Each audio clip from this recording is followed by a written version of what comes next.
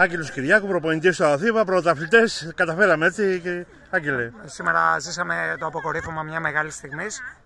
Η ομάδα πραγματικά φέτος ήταν η καλύτερη του πρωταθλήματος, έπαιξε πολύ ωραίο ποδόσφαιρο και σίγουρα κόψαμε πρώτη το νήμα.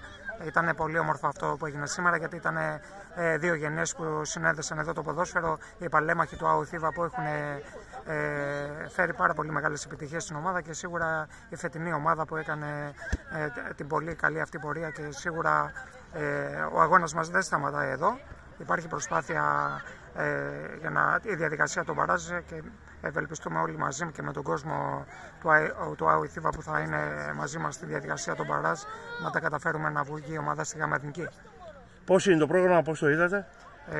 Σίγουρα τα παιχνίδια είναι δύσκολα, δεν υπάρχουν εύκολα παιχνίδια στη διαδικασία των μπαράζ, όμως θεωρώ ότι η ομάδα θα είναι έτοιμη την κατάλληλη στιγμή, και στο πρώτο παιχνίδι πραγματικά έχουμε ετοιμαστεί γι' αυτό, και νομίζω είναι μέσα στις δυνατότητες μας πραγματικά, γιατί έχουμε πάρα πολύ καλούς παίκτες, έχουμε μια πάρα πολύ καλή ομάδα, το δείξαμε όλη τη χρονιά, δουλέψαμε συνετά, και νομίζω το να καταφέρουμε να είμαστε στην πρώτη τριάδα και σαν μια μεγάλη πόλη και με την ιστορία που έχουμε, θεωρώ ότι μπορούμε να τα καταφέρουμε, και σίγουρα τα παιδιά οι οποίοι είναι απόλυτοι πρωταγωνιστές πιστεύω ότι θα καταφέρουν να φέρουν την ομάδα εκεί που πραγματικά της αξίζει, στο πρώτο σκαλί και στη ΓΑΜΑ Εθνική, εκεί που πραγματικά πρέπει να ανήκει η ομάδα του ΑΟΘΙΒΑ.